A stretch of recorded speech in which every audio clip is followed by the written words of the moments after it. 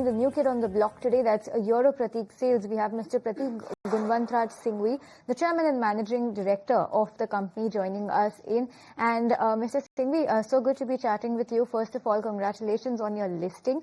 Now, help us understand, the company currently holds 16% revenue market share in the organized wall panel segment. How do you plan to further consolidate or expand this market share in the next 3 to 5 years? As you know that this is a new concept and it's a new market, and we are one of the leading players in this. So we are hopeful that we can consolidate our position better in the coming years.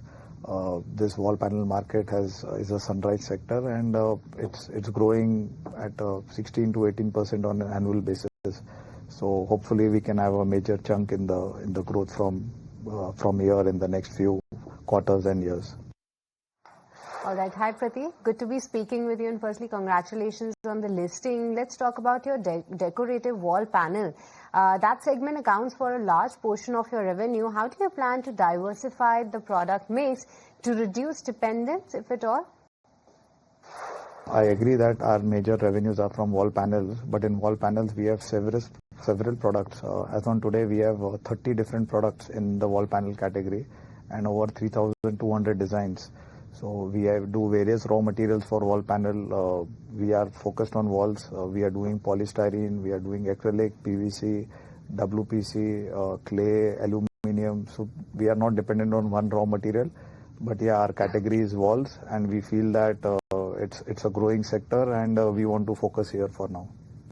Okay, so Pratik, that sounds good, but let's talk about your supply chain. Now, the company depends significantly on its top 30 distributors. Help us understand, what is your plan to diversify this in the future? As on today, I think we have around 180 distributors and more than 10,000 retail touchpoints. So it's well diversified all across India, all top cities, major cities, we have a distributor there.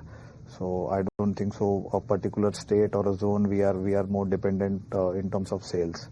So it's well diversified all across the country.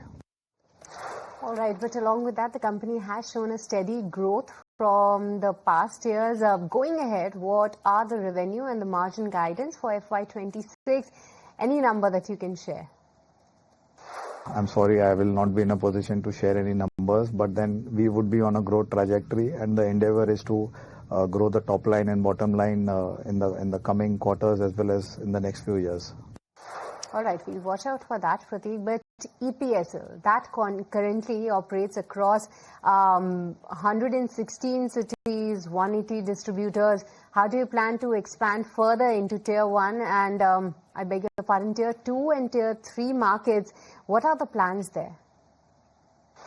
So yes, as I said that this is a new segment and a new market, so deeper penetration is required, and our plan is and our endeavor is to add on at least 8 to 10% more distributors every year to our kitty, and we will try to penetrate deeper into the Indian market, the rural market, the B cities, smaller cities. The purchasing power is growing everywhere, so we look forward to grow deeper into the Indian market.